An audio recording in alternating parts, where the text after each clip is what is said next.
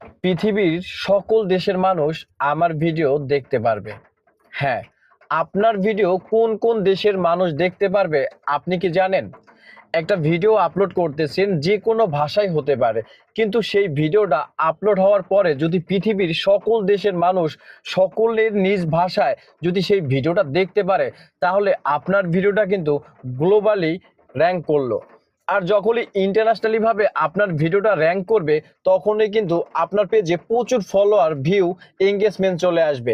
কিন্তু আপনি AI translate your voice মেটা এই সেটিংসটা দিয়ে আপনি ভিডিও আপলোড করতেছেন, এবং আপনার ভিডিও আপনি জানেন যে সারা পৃথিবীর মানুষ দেখতেছে তাদের ভাষায়, কিন্তু কোন কোন দেশের মানুষ আপনার এই ভিডিওটা দেখতেছে আপনি কি জানেন? জানেন না, কিন্তু আপনি সেটিংসটা চালু করে রেখেছেন।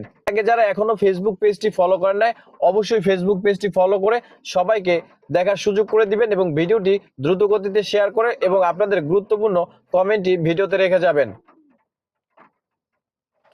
সো এরপরে আমি প্রোফাইলে ক্লিক করলাম, প্রফেশনাল ড্যাশবোর্ডে গেলাম, এরপর এখান থেকে রেজিস্ট্রেশনের উপরে ক্লিক করে দিলাম। ক্লিক করার পর এখানে সি ওয়াইতে ক্লিক করে দিলাম। এরপরে এখানে ভয়েস ট্রান্সলেট যে অপশনটা আছে, এই ভয়েস ট্রান্সলেটের উপরে আমি ক্লিক করে দিয়েছি।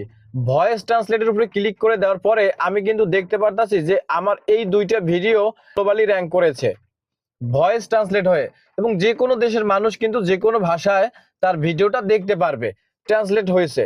মেটা যে এআই সেটিংসটা চালু করেছি, সেই সেটিংসের কারণেই কিন্তু আমার এই ভিডিওটা সারা পৃথিবীর মানুষ তার নিজ নিজ ভাষায় দেখতে পারবে। সো এখন বিষয় হচ্ছে কোন কোন দেশের মানুষ দেখবে, সেটাই তো বিষয়, তাই না? এখন এই ভিডিওটার উপরে ক্লিক করে দিলাম। ক্লিক করে দেওয়ার পরে এখানে ভিডিওটা চালু হয়ে যাবে, আপনি পুশ করে নেবেন। এরপরে দেখেন এখানে কিন্তু দেওয়াই আছে কোন কোন দেশের মানুষ দেখবে, আপনার এখানে কিন্তু দেওয়া আছে, আপনি দেখে নেবেন।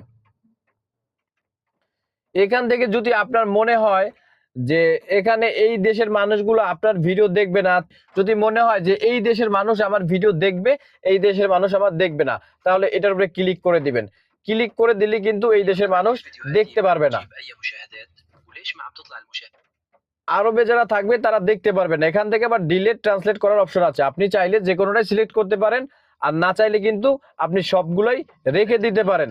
সো আমার মতে সবগুলো রেখে দেওয়াটাই কিন্তু ভালো হবে, যে 13টা দেশের মানুষ দেখতে পারবে। ফেসবুক আরো নতুন আপডেটে আরো কয়েকটি দেশ যুক্ত হবে, কিন্তু এখন পর্যন্ত যুক্ত হয়নি, হয়ে যাবে। ফেসবুক অফিসিয়ালি ভাবে সার্কুলার দিয়েছে। সো আপনারা কিন্তু এভাবে করে চেক করে নিতে পারবেন। এবং মেটা এআই সেটিংসে অনেক সময় কিন্তু দেখা যায় ট্রান্সলেট করতে পারি না, চালু করতে পারি না, সেক্ষেত্রে পরবর্তীতে অটোমেটিক্যালি চালু হয় কিনা সেটাও কিন্তু খুব সহজে চেক করতে পারবেন। ভিডিওটা কেমন লেগেছে অবশ্যই কমেন্ট করে জানাবেন, এবং ভিডিওটা যারা এখনো শেয়ার করেন শেয়ার করে সবাইকে দেখার সুযোগ করে দিবেন।